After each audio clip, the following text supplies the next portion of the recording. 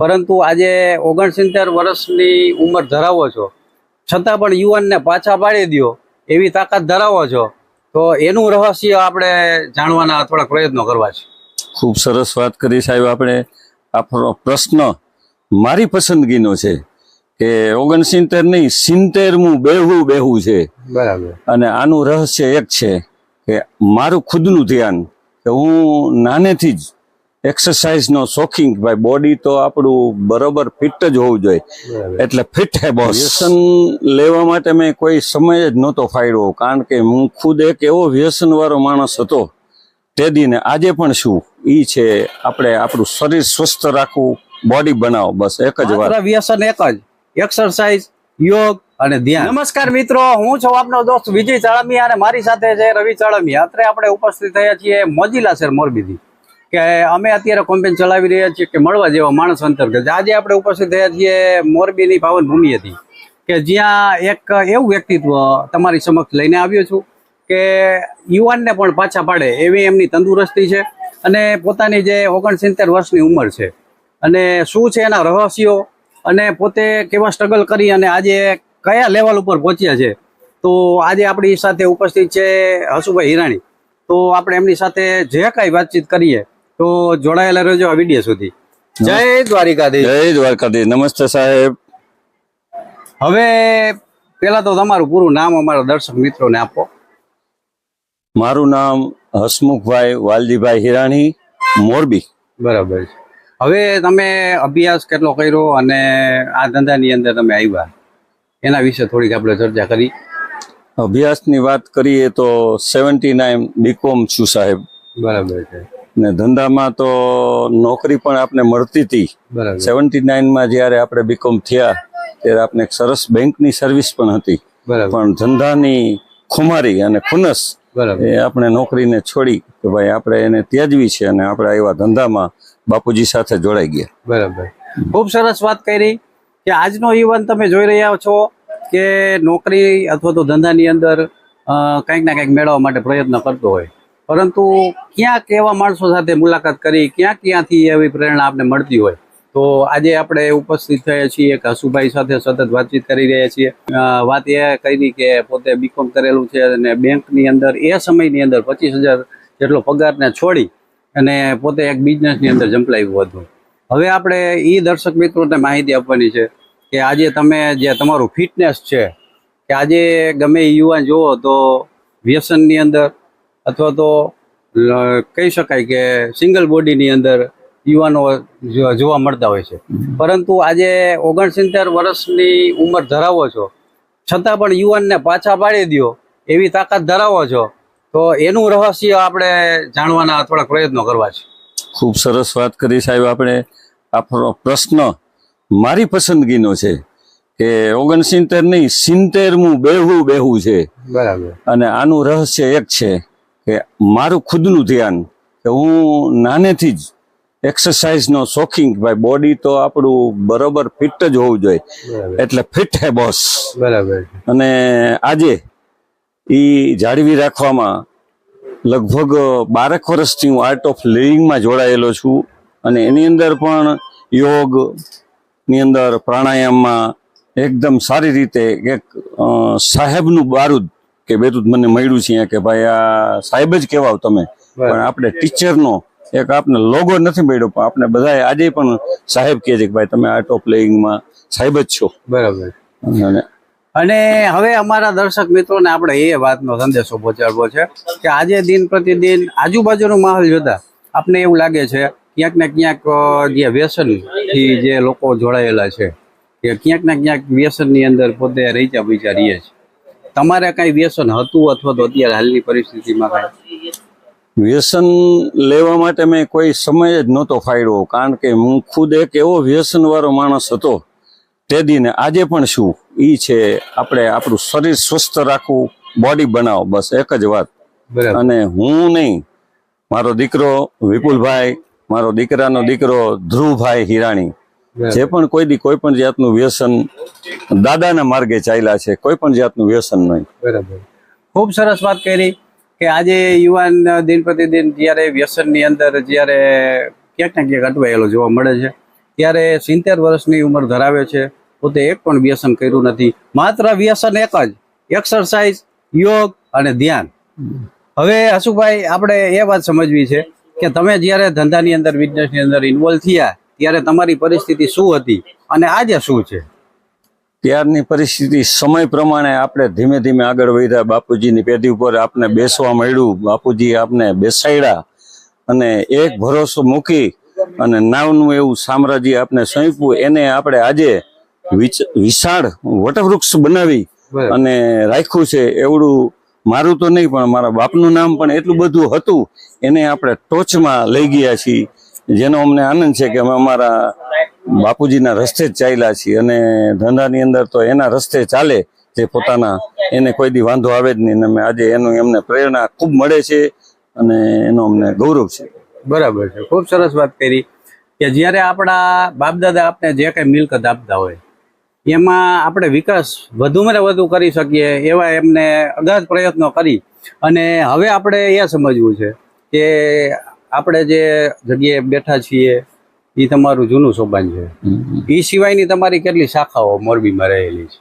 અત્યારે એક મુખ્ય શાખા મારી જે કહેવાય કે આ વાલજીભાઈ મોતીભાઈ હિરાણીની, એ મને સોંપેલી છે. એ તો હું ચલાવું જ છું, કારણ કે એના નામ ઉપર ચાલેલી છે. એને પણ આપણે ખૂબ મોટું નામ આપ્યું, વ્યવસ્થા ખૂબ કરી. એની અંદર વધારાની પણ આપણે એક્સપ્રેશન કરીને દુકાનને 4 ગણી મોટી બનાવી. એ સિવાય એક નાનો સન છે, એમના માટે પણ આપણે રવાપર રોડ ઉપર એક દુકાન છે અને એક 700 પ્લોટમાં જેને ગોદામ કહી, એ જગ્યાએ આપણે એક મોટી આઈટમનું વેચાણ ચાલુ કર્યું છે. પણ અમે માણસો ઓછા ને ધંધો જાજો, પણ સરસ છે. અમે એ વ્યવસ્થા ધીમે ધીમે આગળ વધારી રહ્યા છીએ. અને જેની કૃપા કયો કે પિતૃ કૃપા, ગુરુ કૃપા, એવી આપને ખૂબ એનો આપને લાભ મળે છે. પોતે એક નાના સોપાનમાંથી લઈ અને આજે એમની 3-4 શાખાઓ મોરબીની અંદર સારું એવું નામ છે કે નોવેલ્ટી ફટાકડા, ત્યાર પછી રવાપર રોડ ઉપર જેકે ટોયસ, ત્યાર પછી આપણે સાવસર પ્લોટમાં કલ્યાણી ટોયસ ના નામે અનેક જે સોપાનો એમના ચાલે છે અને બધા સારી રીતે ચાલે છે. હવે આપણે એ સમજવું છે કે આ ધંધાની અંદર નીતિમત્તા અને પ્રામાણિકતા એ કેટલા અંશે ધ્યાન રાખવું પડતું હોય છે કોઈ પણ ધંધો કરવા માટે? નીતિમત્તાનું ધોરણ કઈ તો 100% મૂકીને કામ કરવું એવો મારો પહેલેથી જ નિયમ જ છે. જગતમાં શું કરે છે નહીં, પણ મારા બાપની જે નિયમ હતો કે શું હંમેશા કે આપણે નીતિ નિયમ ઉપર જ ચાલવાનું. ક્વોલિટી એ આપણો સિમ્બોલ છે કે આપણે ગમે ત્યારે સારી વસ્તુ દો તો તમારે ગ્રાહકને ગોતવાનું જવા પડે.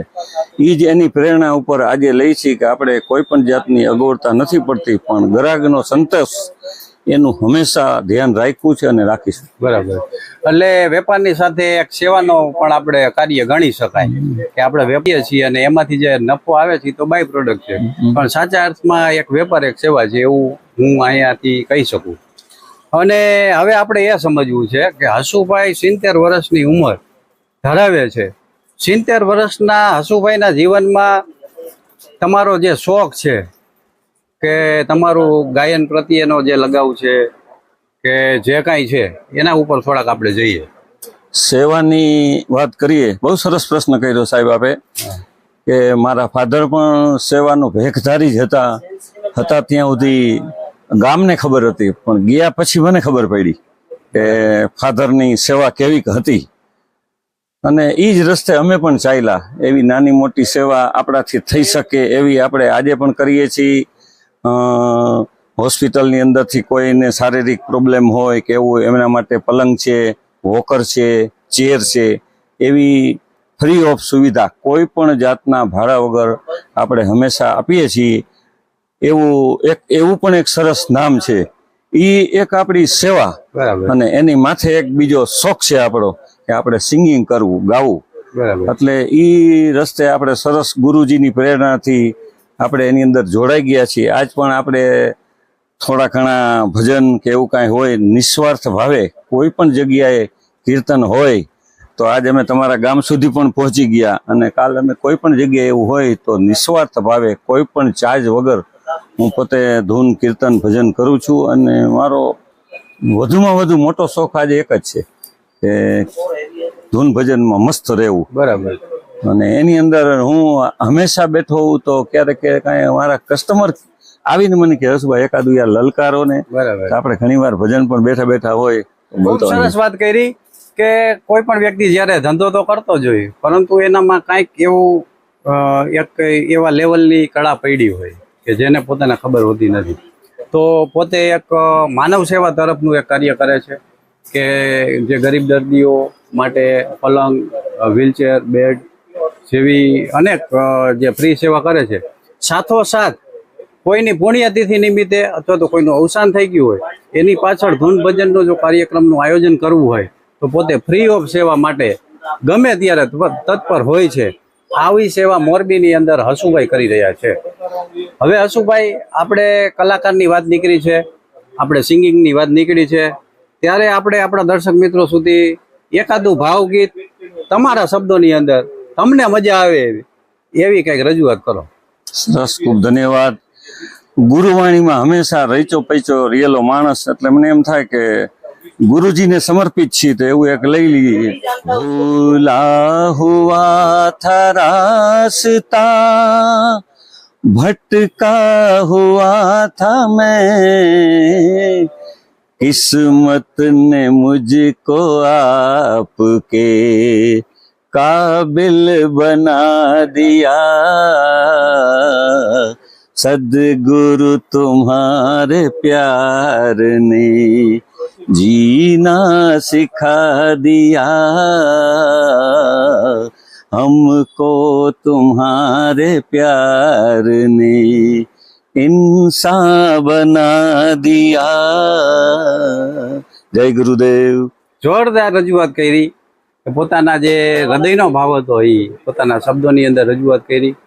હવે હસુભાઈ, આપણે એ સમજવું છે કે હસુભાઈનું જે 70 વર્ષની ઉંમર દરમિયાન તમે જીવનને શું સમજ્યા?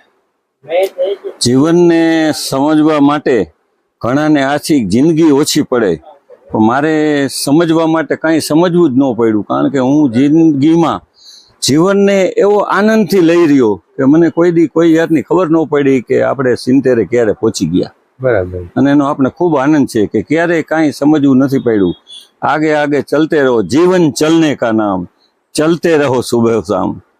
100%. મોરબીના જે ઘરેણું ગણી શકાય એવું વ્યક્તિત્વ કે આજે 70 વર્ષની ઉંમર ધરાવે અને પોતાનું અડીખમ વ્યક્તિત્વ કે પોતે તંદુરસ્તીના નામે અને આજે પણ ધંધાની અંદર ખૂબ જ પ્રયત્ન કરી, ખૂબ જ અગત્ય પ્રયત્નો કરી અને પોતાનું એક નામ રોશન કર્યું છે. એવા વ્યક્તિ સાથે મુલાકાત કરવાના પ્રયત્નો કર્યા. તો આ હતા હસુભાઈ હિરાણી. જો તમારી આજુબાજુમાં કોઈ એવા વ્યક્તિ તમને લાગતા હોય કે જેનામાંથી આપને પ્રેરણા મળી શકે તો અમારો કોન્ટેક્ટ કરો. અમે તમારા સુધી પહોંચવા માટે તૈયાર છીએ. જો હજી સુધી અમારા ચેનલ સબસ્ક્રાઈબ ન કરી હોય સબસ્ક્રાઈબ કરી દેજો. અને આ વિડીયો જો તમને પસંદ આવ્યો હોય તો વધુને વધુ લોકો સુધી શેર કરવા માટે નમ્ર વિનંતી કરું છું. અને અમારા ફેસબુક પેજ એટલે કે VR મીડિયાની અંદર જો તમે હજી ફોલો બટન જો ક્લિક ના કર્યું હોય તો ફોલો બટનને ક્લિક કરી દેજો, જેથી આવનારા વિડીયો તમારા સુધી ઝડપથી પહોંચે. નમસ્કાર, જય દ્વારિકાધીશ. નમસ્કાર, ખૂબ ખૂબ ધન્યવાદ સાહેબ. આપણે અમારી મુલાકાત લીધી એ બદલ આપનો ખૂબ ખૂબ આભાર. VR મીડિયામાં અમને ઘણા સમયથી એવું થતું હતું કે અમારા સુધી કેમ ન પહોંચ્યા, પણ અમારી વાણી જેમને લઈ આવી તાણી એવા વિજયભાઈ ચારામી આપણી સાથે છે. ખૂબ આનંદ થયો. ધન્યવાદ સાહેબ. જય દ્વારકાધીશ. ખૂબ ખૂબ આભાર. જય દ્વારકા.